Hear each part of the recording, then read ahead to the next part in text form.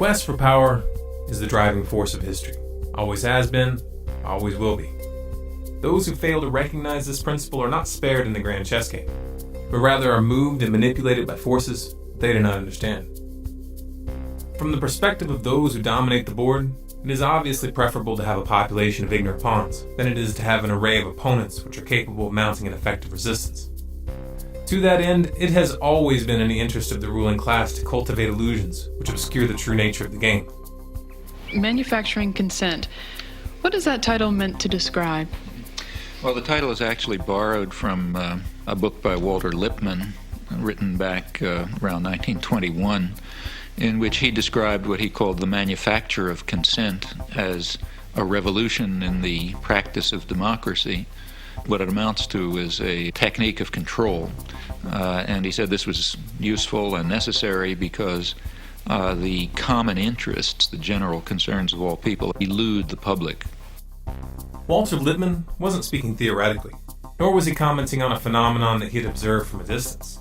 He was part of that specialized class, and he personally influenced the development of this new technique, control.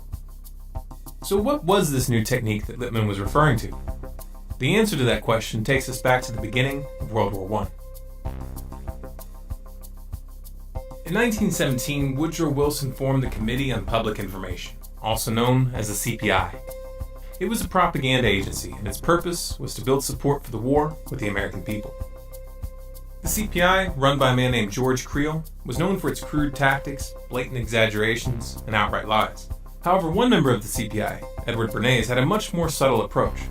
Rather than resorting to lowbrow tactics, Bernays studied the mindset of the American people, and then based on his observations, he created a campaign to promote the idea that America's purpose in the war was to, quote, make the world safe for democracy. This meme was wildly successful, so much so that it continues to be used even to this day. Edward Bernays was Sigmund Freud's nephew, and like his uncle, he was an avid student of human psychology.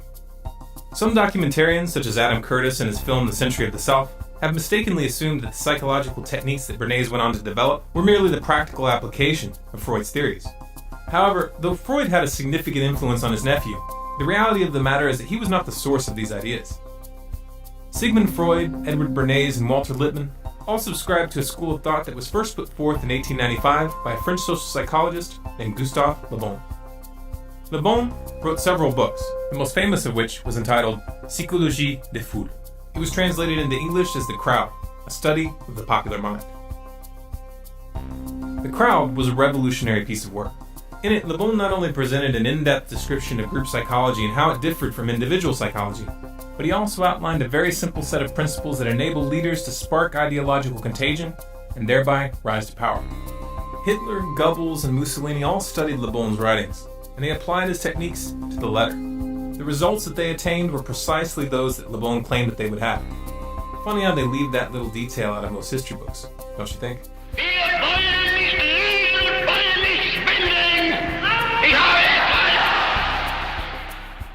Sigmund Freud's book, Group Psychology and the Analysis of the Ego, was in fact a direct critique of the writings of Gustave Le Bon and William McDougall, which focused on the relationship between individual psychology and group psychology, and explained how human groups can be controlled for long periods of time through the manipulation of group identity, belief systems, and social structures. Edward Bernays studied the writings of Freud, Le Bon, Wilfred Trutter, Walter Lippmann, and many others.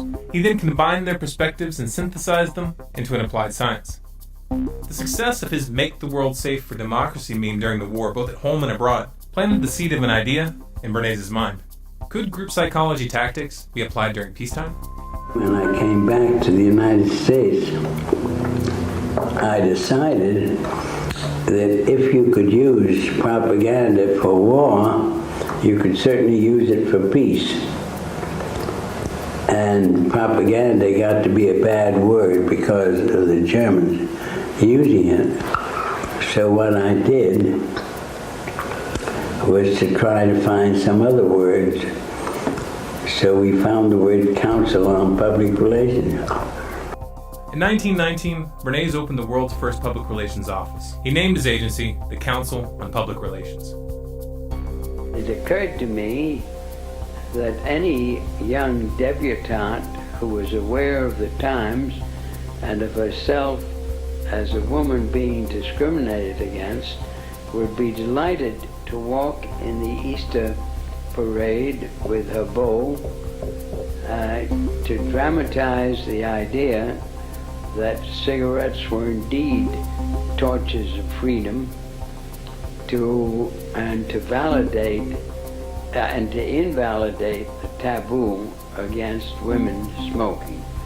So I called up a debutante friend of mine, asked her to get another friend and two young men whom they liked, and I also instructed them on how to give information about what they did to the newsreels, weekly newsreels, to the newspapers, to the three important press associations, the AP, the United Press, and International News Service, and to walk from 34th Street to 57th and back and forth, lighting torches of freedom to protest man's inhumanity to women by a taboo against smoking. Next morning, there wasn't a newspaper in the United States, even the New York Times had a front page story, "Debutantes light torches of freedom to protest man's inhumanity to women by a taboo against smoking, lighting cigarettes in their walk." The interesting thing to me was that within 3 days, the newspapers, without any intercession on my part, published accounts that women were smoking in Union Square in San Francisco, in Union Square in Denver, and on the Boston Commons. This was Bernays' specialty, engineering social trends for clients, and he was very, very good at it. Perception was now a commodity, for sale to the highest bidder. Bernays aided the CIA and United Fruit Company, known today as Chiquita Brands International, in a successful campaign to topple the democratically elected Guatemalan government in 1954. He headed up the public relations campaign to garner support for the fluoridation of municipal water supplies on behalf of the aluminum mining company, Alcoa Incorporated, who was looking for a cheap way to dispose of their industrial waste. And he even helped the company convince the American public to eat heavier breakfast so that they would buy more bacon. What made Bernays so successful was his skill in applying 3 psychological tactics. 1. Creating carefully calculated associations with the subconscious fears and desires of individuals. 2. Influencing opinion leaders and perceived authority figures in order to reach those who follow them. 3. Initiating the contagion of behaviors and ideas through social conformity. Bernays wrote several books promoting these psychological tactics, including Propaganda and Crystallizing Public Opinion. In these books, he specifically encouraged governments and corporations to use his methodology to manipulate public perception. This suggestion did not fall on deaf ears. His techniques worked so well that they were adopted by virtually every sector that sought to influence the public. Media, politics, advertising, even the military. As Walter Lippmann had indicated, it was a revolution. Joseph Goebbels, Hitler's propaganda minister, found Bernays' approach very useful. Bernays acknowledged this fact in his 1965 autobiography entitled Biography of an Idea, where he wrote, "Karl von Wiegand, foreign correspondent of the Hearst newspapers, an old hand at interpreting Europe and just returned from Germany, was telling us about Goebbels and his propaganda plans to consolidate Nazi power. Goebbels had shown Wiegand his propaganda library, the best Wiegand had ever seen. Goebbels, said Wiegand, was using my book Crystallizing Public Opinion as a basis for his destructive campaign against the Jews of Germany. Obviously, the attack on the Jews of Germany was no emotional outburst of the Nazis, but a deliberate, planned campaign."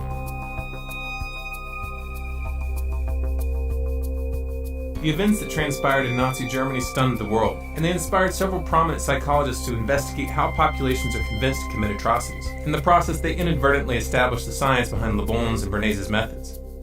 In 1951, psychologist Solomon Asch set out to study and measure the effects and causes of social conformity and its ability to alter perception. To do so, he ran a series of experiments in which he asked groups of students to participate in what he told them was a vision test. In reality, all but one of the participants in each test were actually actors, each of whom had been prepped to give specific answers at specific times. The subjects were shown a card with a line on it, followed by another card with 3 lines on it, labeled 1, 2, and 3. They were then asked which line in the second card matched the line on the first card in length. The lines were made in such a way that the correct answer was obvious. Each member of the group was asked to give their response one at a time, and the real participant always answered last or next to last. For the first 2 trials, the actors gave the obvious correct answer. However, beginning on the 3rd trial, they would all give the same wrong answer. The goal was to ascertain how many people would conform to the perception of those around them when the group's position contradicted their own senses. The results surprised Ash. He had believed that the majority of participants would not conform and give an answer that was obviously wrong. However, results showed that 37% of people would conform to the crowd consistently, and 75% conformed at least some of the time. Ash was uncertain as to whether this conformity was limited to social compliance, or whether it was actually influencing perception on a neurological level. In 2005, neuroscientist Gregory Burns sought to answer this question. Burns created a variation of Ash's experiment, this time measuring brainwave activity during the test to determine at what level of the brain this conformity was taking place. The results showed very clearly that the occipital and parietal lobes were the most active when the participants were answering incorrectly. This meant that conformity was actually altering the perception of the test subjects at the neurological level. Take a moment and register what that means. Social conformity literally causes the brain to rewrite our reality.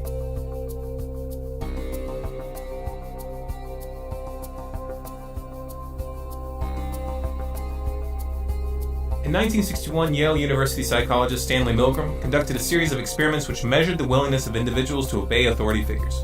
In the experiment, test subjects were placed in a scenario where they were led to believe that when they flipped a switch, an electrical shock was being delivered to a person in the adjacent room. They were then ordered by a man in a white jacket claiming to be the official scientist in charge to ask the person in the next room a series of questions. If they received an incorrect response, they were to punish them by flipping the switch, thereby administering a shock. For example, in the first line it reads, blue, boy, girl, grass, hat. Now after you've read the 4 choices, the learner pushes one of the switches on the board in front of him, and the number he has selected will light up in this box, 1, 2, 3, or 4. Now if he gives the correct answer, you say correct and go on to the next line. The correct answer is underlined and is also indicated in the right margin. Yeah. If he were to indicate the wrong answer, you would say wrong. Then tell him the number of volts you're going to give him. Then give him the punishment. Then read the correct word pair once, and then go on to the next line. As the test progressed, the voltage level was steadily increased, and the screams from the next room became more and more desperate, begging to stop the test and stating multiple times that they had a heart condition. 330 volts. Let me out of here. Let me out of here. My heart's bothering me. Nice one. Let me out. Let me out of here. You have no right to hold me here. Let me out. Let me out. Let me out. Excellent. Fast. Let me out. Let me out. Many of the subjects expressed hesitation about continuing with the experiment upon hearing the person in the other room scream and beg for help. Those that did were informed by the scientists that they had no choice but to continue. No consequences were threatened, yet just this assertion was usually enough to achieve compliance. Under the influence of an apparent authority figure, 50 to 65% of subjects continued administering the shocks even up to the maximum 450 volt shock. They even continued after the person in the other room had stopped screaming, which indicated that they were unconscious or dead. Bird, car, train, plane.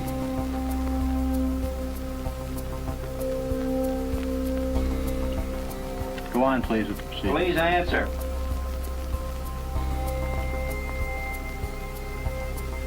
The answer is bird, 345 volts.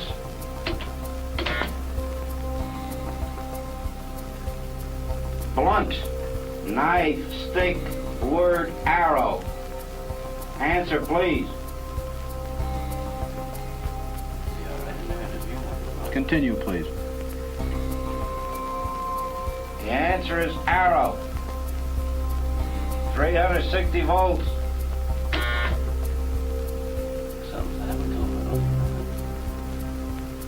Go on, please, with the experiment. Please continue. The Milgram Authority experiment has been repeated numerous times over the years using individuals from a wide range of economic and social backgrounds, and the conclusions are always consistent. The aura of authority exercises an almost irresistible force over the human mind, easily overriding core morals and ethics. Even more shocking is the fact that no legitimate authority is necessary. Appearances suffice.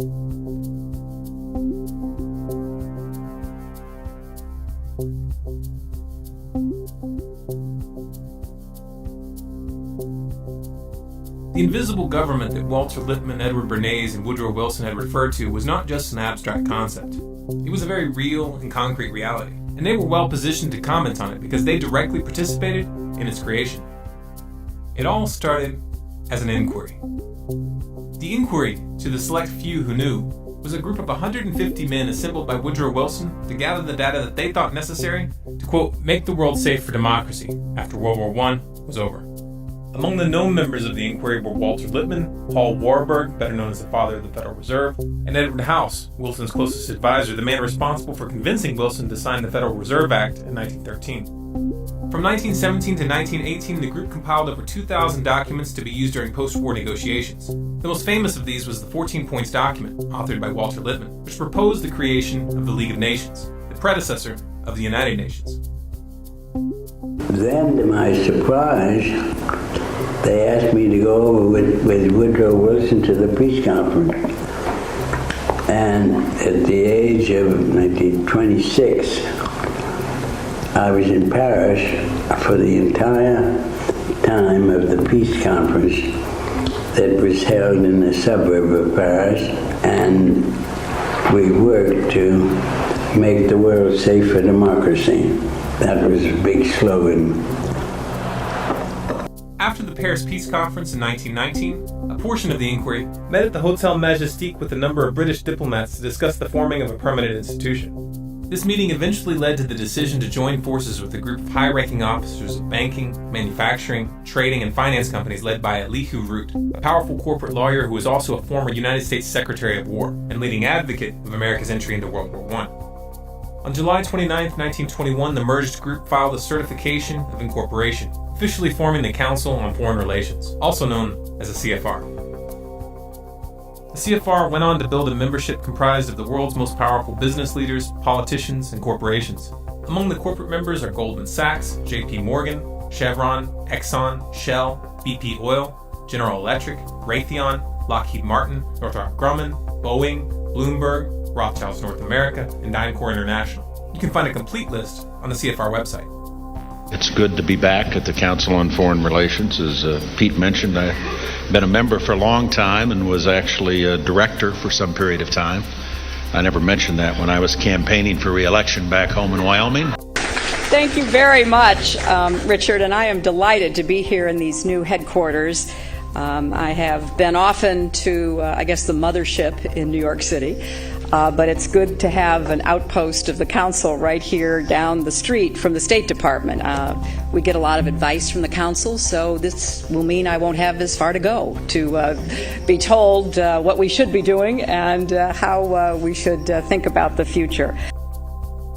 John Foster Dulles, Secretary of State under President Eisenhower, is listed as one of the founding members of the CFR on their own website. It was Dulles that convinced Eisenhower to use the CIA to topple the democratically elected Prime Minister of Iran, Mohammad Mossadegh, in 1953. The Shah, the puppet who was installed in his place, was a brutal dictator. He enjoyed full support from the U.S. government until he was overthrown in the Islamic Revolution of 1979. Dulles was also the man behind the 1954 CIA coup in Guatemala, and remember, Bernays ran the propaganda for that operation. The tactic that Bernays chose was to convince the public that the Guatemalan government was backed by the Soviets. Nada menos que John Foster Dulles, que era el secretario. No less a figure than John Foster Dulles, head of the State Department, was part of the firm of lawyers acting for the United Fruit Company. His brother Alan was the head of the CIA. So it didn't take much of an effort on their part to persuade their president, a military man, Mr. Eisenhower, to give them the green light to overthrow Arbenzi's government. Para derrocar al gobierno de Arbenz. U.S. Secretary of State Dulles takes the rostrum to urge united action by the Americas to outlaw international communist intervention in the Western Hemisphere. Bernays' tactic worked, even though the Soviet Union didn't even have diplomatic relations with Guatemala at the time. Я абсолютно убежден в том, что правительство Арбенца The Arbenz government, which had been in power from 1950, didn't enjoy any logistical support from the Soviet Union. We didn't even have diplomatic relations. There was no Soviet mission in Guatemala. Once again, Bernays set a trend, and for the next 40 years, the U.S. government would use the specter of communism to justify invasions and covert operations around the globe. Another member of the CFR, George Bundy, was National Security Advisor under Kennedy and Lyndon B. Johnson. He was also the man responsible for encouraging the escalation of the Vietnam War, a prospect that Kennedy opposed and would not have allowed had he lived. This according to documents written by Bundy himself. President Nixon's National Security Advisor Henry Kissinger is also a member of the council. Kissinger was the man behind the CIA coup which overthrew the democratically elected president of Chile, Salvador Allende. The puppet they installed in Allende's place, Augusto Pinochet, was another brutal dictator who tortured and killed thousands of his own citizens. The U.S. government politely looked the other way. Carter's National Security Advisor, Zbigniew Brzezinski, is also a member of the council. In 1972, I became director of the Trilateral Commission, an American, Japanese, West European public organization.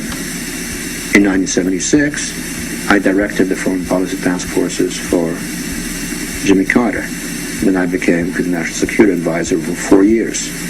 Then I went back to private life, although in 1988, I was co-chairman with Brent Scowcroft and Henry Kissinger of the Foreign Policy Task Force for Vice President Bush.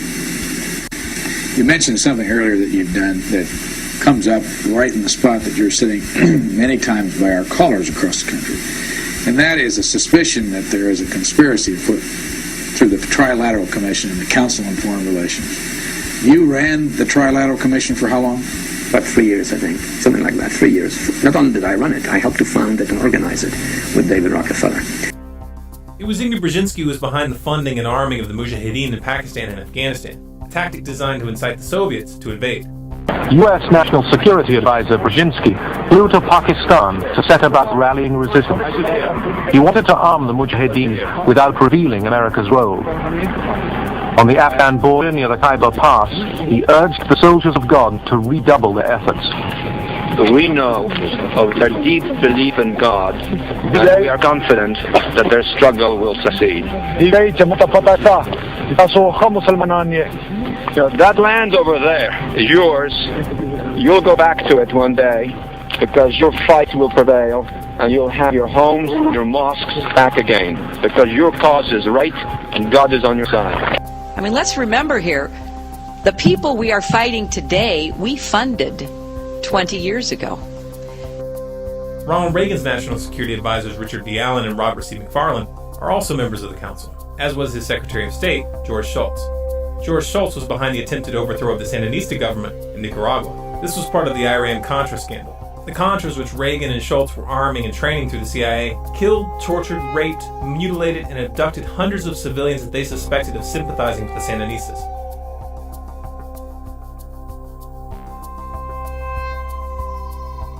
George H.W. Bush was a director of the CFR from 1977 to 1979, and his Secretary of State, James Baker, is a current member.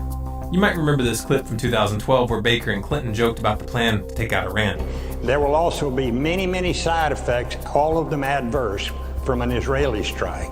But at the end of the day, if we don't get it done the way the administration's working on it now, which I totally agree with, then we ought to take them out. Secretary Clinton.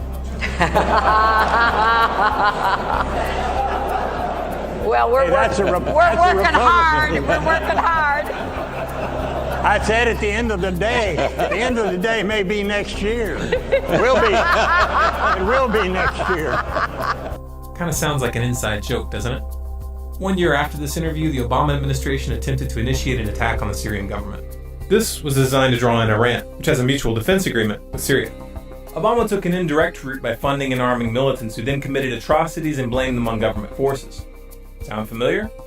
Well, perhaps that's because Zbigniew Brzezinski was Obama's personal mentor. Somebody who has over decades trained some of the most prominent foreign policy specialists, not just in the Democratic Party, but has trained a number who ended up in the Republican Party as well. He is one of our most outstanding scholars, one of our most outstanding thinkers. He has proven to be an outstanding friend and somebody who I've learned an immense amount from. And for him to support me in this campaign and then be willing to come out here to Iowa is a testimony to his generosity. So if everybody could please give Dr. Brzezinski another round of applause.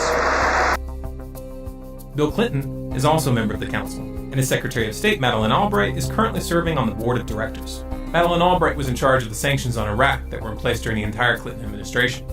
We have heard that 500,000 children have died. I mean, that's more children than died in Hiroshima. And you know, is the price worth it? I think this is a very hard choice, but we think the price is worth it.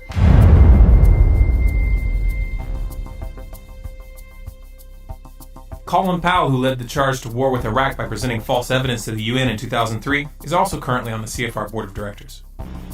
Indeed, the facts and Iraq's behavior show that Saddam Hussein and his regime are concealing their efforts to produce more weapons of mass destruction. My colleagues, every statement I make today is backed up by sources, solid sources.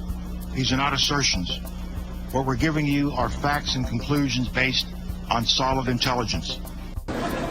Those weapons of mass destruction got to be somewhere.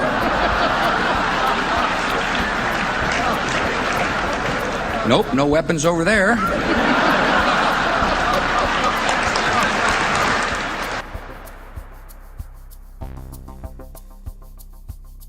George W. Bush's National Security Advisor, Stephen Hadley, his Secretary of State, Condoleezza Rice, and his Treasury Secretary, Henry Paulson, are all current members of the CFR. Henry Paulson, former CEO of Goldman Sachs, was the man behind the banker bailouts in 2008. Goldman Sachs, which just happens to be a corporate member of the CFR, was one of the primary beneficiaries of that bailout. Another CFR member, Robert Gates, was Secretary of Defense under both Bush and Obama. Obama's first National Security Advisor, James L. Jones, is a CFR member, as is Obama's second National Security Advisor, Tom DeNillen, his third National Security Advisor, Susan Rice, his second Secretary of Defense, Chuck Hagel, his first Secretary of State, Hillary Clinton, as was his first Secretary of Homeland Security, Janet Napolitano. John Kerry, Obama's second Secretary of State, acknowledged that he was a member of the CFR in a speech given at the Council in 2003, but he's no longer listed on the official roster. In the Senate, Dianne Feinstein is listed as a member, as is John McCain, Joe Lieberman, and former Senator Christopher Dodd.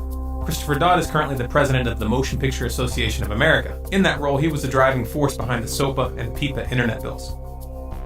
3 out of 6 of the current board members of the Federal Reserve, Daniel Tarullo, Jerome Powell, and Janet Yellen, are all publicly listed as members of the Council. This cozy relationship between the Federal Reserve and the CFR goes back to the very beginning. Paul Warburg was a founder of both organizations, and he held positions in both of them concurrently. He was a director of the Council from its creation in 1921 until his death in 1932, and he served on the Federal Reserve Board from 1921 to 1926. His son, James Warburg, who is also a CFR member, is most famous for the statement he made before the U.S. Senate Committee on Foreign Relations on February 17, 1950, in which he said, "We shall have world government whether we like it or not. The only question is whether world government will be achieved by consent or by conquest." Carroll Quigley was an author and professor of history at Georgetown University. He was also a personal mentor to President Bill Clinton. And then, as a student at Georgetown, I heard that call clarified by a professor named Carroll Quigley. Quigley served as a consultant to the U.S. Department of Defense, the U.S. Navy, and the House Select Committee on Astronomics and Space Exploration. He was not a fringe lunatic by any stretch of the imagination, but was in fact a respected member of the establishment. That's what makes the statements he made in his book Tragedy and Hope so significant. Tragedy and Hope was a dense and highly detailed historical volume which covered world history from 1914, with an emphasis on analyzing the driving forces of civilization. The book was completely uncontroversial, that is until you get to the middle, where he makes the following statement. There does exist and has existed for a generation an international Anglophile network which operates to some extent in the way that the radical right believes with the Communist Act. In fact, this network, which we may identify as the Roundtable groups, has no aversion to cooperating with the communists or any other groups, and frequently does so. I know of the operations of this network because I have studied it for 20 years, and I was permitted for 2 years in the early 1960s to examine its papers and secret records. I have no aversion to it or to most of its aims, and have for much of my life been close to it and to many of its instruments. I have objected both in the past and recently to a few of its policies, but in general my chief difference of opinion is that it wishes to remain unknown, and I believe its role in history is significant enough to be known. Quigley specifically identified the CFR and the Institute of International Affairs as key hubs in this roundtable network, and he confirmed its close relationship to banking and finance. The Institute of International Affairs, also known as the Chatham House, is a sister organization of the CFR. It was created in 1920 by the British diplomats who attended the meeting at the Hotel Majestic in Paris in 1919. There are chapters of the Institute of International Affairs in Australia, Belgium, France, Italy, Portugal, Norway, Poland, Finland, Hungary, Sweden, New Zealand, South Africa, Nigeria, Pakistan, Singapore, Japan, and in other countries as well. For we are opposed around the world by a monolithic and ruthless conspiracy that relies primarily on covert means for expanding its sphere of influence, on infiltration instead of invasion, on subversion instead of elections, on intimidation instead of free choice, on guerrillas by night instead of armies by day. It is a system which has conscripted vast human and material resources into the building of a tightly knit, highly efficient machine that combines military, diplomatic, intelligence, economic, scientific, and political operations. Its preparations are concealed, not published. Its mistakes are buried, not headlined. Its dissenters are silenced, not praised. No expenditure is questioned, no rumor is printed, no secret is revealed.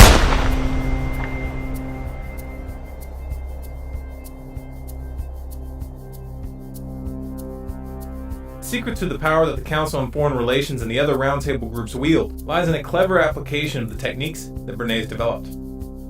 They target individual psychology by cultivating a sense of exclusivity and prestige, which plays upon people's desire to feel important and powerful. Like Bernays, they manipulate the public indirectly by targeting opinion leaders and authority figures. By influencing their membership, which is comprised of men and women in the highest levels of government, business, and finance, they hijack the phenomenon observed in the Milgram Authority experiments while bypassing the electoral process. Most of the meetings held at the CFR are run under Chatham House rules, meaning that the ideas discussed there may be used and spread by those present, but no one is allowed to mention where those ideas came from. I would like to remind the audience, it says here, that this meeting is not for attribution. This means that participants are welcome to make use of the information received at the meeting, but neither the identity of the speakers nor that of any other participant may be revealed, nor may one cite a council meeting as the source of the information. These closed-door discussions and their exclusive membership process work together to engineer the phenomenon demonstrated in the Ash conformity experiments. New members must be nominated by an existing member, seconded by 3 members, and approved by the board of directors. This process ensures that ideological continuity is maintained as social conformity brings new members into line with the group. It's important to remember that wealth, social status, and official positions of power do not reduce the effects of group psychology. We get a lot of advice from the council, so this will mean I won't have as far to go to be told what we should be doing and how we should think about the future. To put it in simple terms, the politicians aren't the ones calling the shots. They're just puppets. Voting the bums out doesn't work, and it hasn't for a long, long time. Now you know why. Even if we remove every single corrupt oligarch from the councils of government, we will end up right back in the same situation unless we deal with the psychological underpinnings of our enslavement. But how do we do that? How do we reach the group mind and shake the crowd from its slumber? Group psychology is a weapon, and like all weapons, it is capable of being used for good or for evil. For many years, it has been in the wrong hands. It has been hidden from the public and used against them. It's time for the people to pick up that weapon and use it to free themselves. It's time to start studying. Read Gustave Le Bon's books, The Crowd and Psychology of Revolution. Read Edward Bernays' books, Propaganda and Crystallizing Public Opinion. And read Gene Sharp's books, From Dictatorship to Democracy and National Security Through Civilian-Based Defense. Learn the theory, learn the techniques, and start using them to spread the truth rather than hiding it. Start using them to prevent wars rather than start them. Start using them to stop the militarization of the police and to end the surveillance state. Use them to bring this corporate mafia to its knees. Some of you may find this proposition frightening. This is dangerous stuff. These are ideological M16s with boxes of ammunition. If even a few motivated individuals started using these techniques effectively, it could seriously disrupt the balance of power. But that is exactly what's needed. I challenge you to look around. Look at the state of the world. Look at where these psychopaths are taking us. If you do not feel the imperative to change the course that we are on, then you're not paying attention. So just as I say, we aren't going to let any dogs or water hoses turn us around. We aren't going to let any injunction turn us around.